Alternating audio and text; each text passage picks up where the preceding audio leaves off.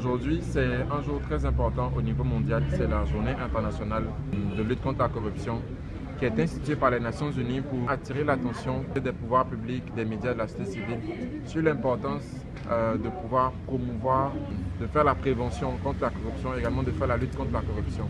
Pendant 4 jours, les 50 jeunes issus des 31 régions de la Côte d'Ivoire étaient à Bingerville, au pôle scientifique et innovation, et ils ont participé à ce qu'on appelle un camp national d'intégrité.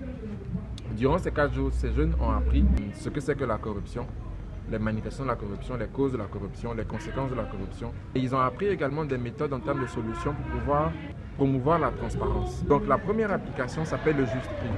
Le Juste Prix est une application qui prend au mot la déclaration du gouvernement le 12 juillet contre la vie chère. Donc le Juste Prix est une application qui permet de pouvoir vérifier à l'échelle des quartiers, donc chez les détaillants, à la boutique, si effectivement notre kilo de riz qui était peut-être censé coûter 300 francs, si effectivement ce kilo de riz là coûte 300 francs.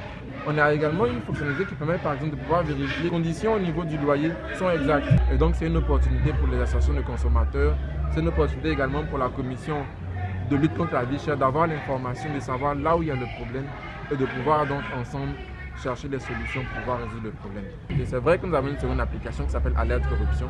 Donc Alerte Corruption est une application qui permet de pouvoir rapporter un fait de corruption dans l'administration publique, au niveau de la police. Donc c'est en fait ces différents secteurs d'activité. Donc vous avez la possibilité de pouvoir sélectionner un type de corruption et puis de renseigner à travers un champ de texte. Et également vous pouvez joindre, si vous le voulez ou pas, une photo.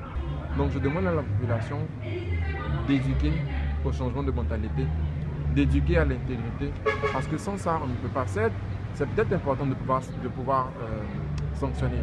Mais pour éviter de sanctionner, il faut d'abord commencer par éduquer. Et je pense qu'on peut éduquer à partir de nos maisons. Oui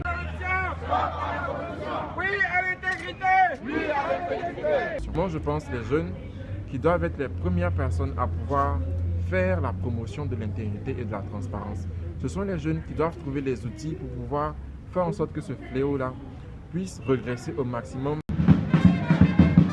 Lorsque vous avez l'intégrité et aussi la transparence, vous avez une société, un gouvernement qui fonctionne comme il le faut.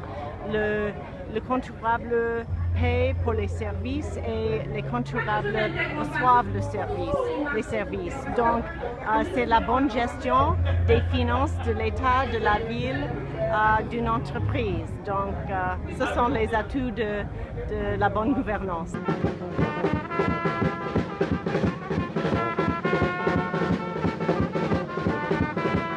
Je voudrais lancer un vibrant appel à toute la jeunesse de Côte d'Ivoire, jeunes d'ici et d'ailleurs.